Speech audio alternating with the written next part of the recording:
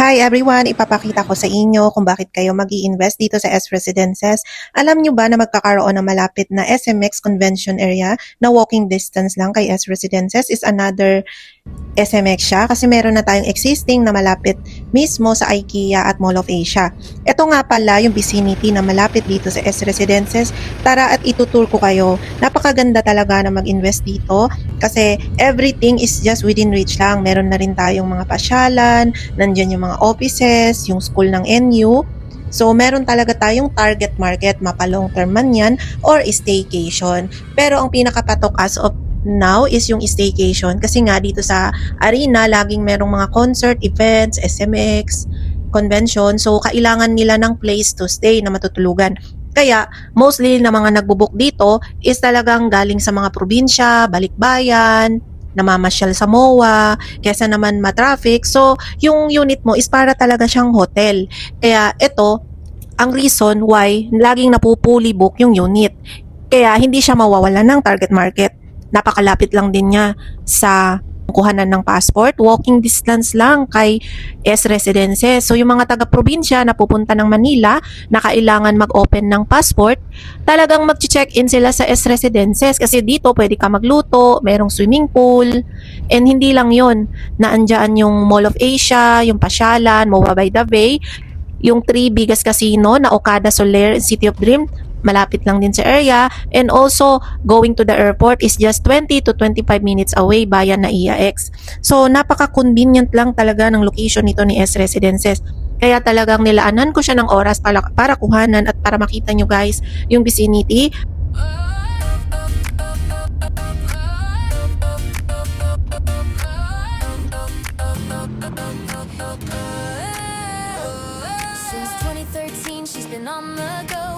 Actual unit nito ni S Residences. Pinakita ko rin dito na malapit yung Walter Mart, katabi lang niya, at meron siyang 24/7 na Alpha Mart. So yung grocery, pag nagugutom ka, meron kang bibilan pag mga 2 AM na, 'di ba? Bababa ka lang. Everything you need is within reach with 24-hour security pa siya, may receptionist. Ayan, meron tayong lobby kung saan pwede mag-waiting yung mga guests. And kayo, pwede rin kayo dyan tumambay.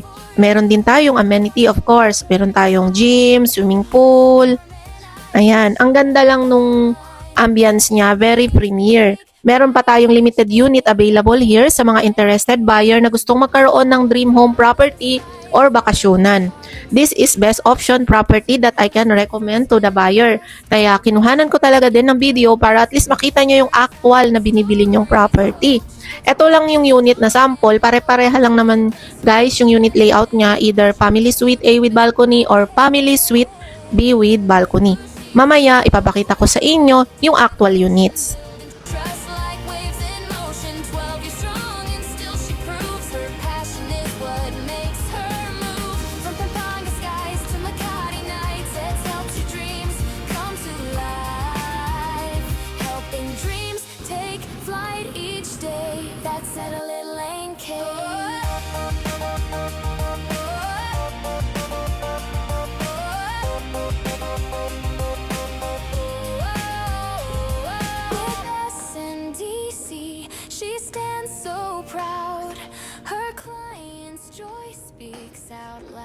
Itong unit na to, na-turn over na to sa client ko before. Ipapakita ko lang sa inyo para makita nyo yung actual deliverables namin.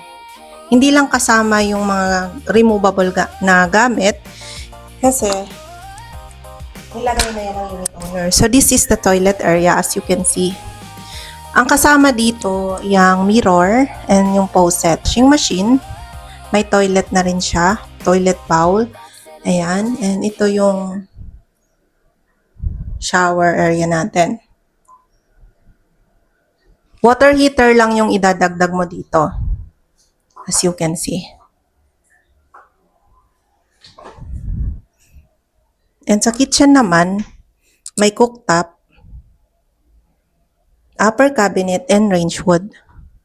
Hindi na ito pina-interior ng owner. Bale, basic furnish lang yung ginawa. Sobrang basic. So, ayan. Nag-provide lang ng sofa bed dito. Ayan, saka 4-seater dining. Kasi dati, nung kalakasan ng Pogo, hindi kailangan ng naka-interior ng unit. Ayan, yung mga basic lang talaga yung pinrovide. Ito is family suite A with balcony na merong na may window dito sa other room.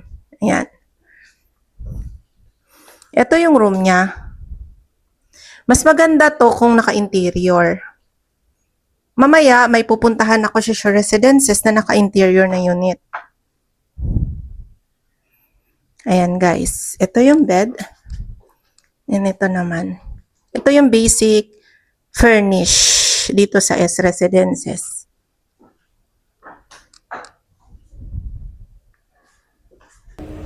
Ito naman ang itsura ng interior unit pag nabihisan na yung unit. Compare dun sa isang unit na nakita nyo, ito yung tinatawag na interior. We have family suite A and family suite B. Ito naman is family suite B with balcony. Ayan, ang ganda 'di ba pag naka-interior yung unit. Ang luwang niyang tignan. So yan. Very cozy. Ito yung pwede nating gawin pag naka-purchase na kayo ng unit sa amin. Pwede nating ipa-fully interior. At least ngayon, nakita nyo yung difference ng fully interior versus sa basic. Yung basic talagang nilagyan lang ng gamit sinalpakan lang. So this one, di ba makikita mo na parang ang sarap matulog dito. Yung tipong hindi ka naaalis. Yun, ganun dapat ang feeling sa condo. Siyempre, nag-invest ka na ng millions. Ano na lang yung gastusan mo rin, yung renovation, di ba? Parang dinamitan mo yung unit mo. Parang maganda yung damit, di ba? So, ma-appreciate mo talaga yung iyong investment.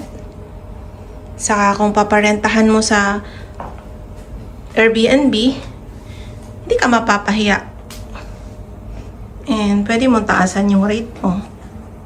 This is family suite B. Ito yung bedroom nandito. Pero dahil sa mirror, nag-widen up siya. Nakita nyo yung kanina, family suite A siya. Pero parang masikip. Kasi ano lang siya, diba? Basic lang. Tas ito ang ganda, ang cozy.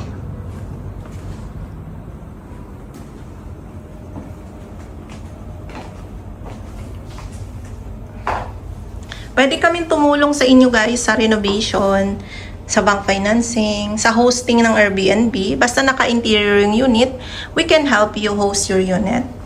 So, one-stop shop siya pa nag-purchase kayo ng unit sa amin. Again guys, this is Ed's Realty Guide PH. Don't forget to like, share, and subscribe my YouTube channel. And see you from my next vlog.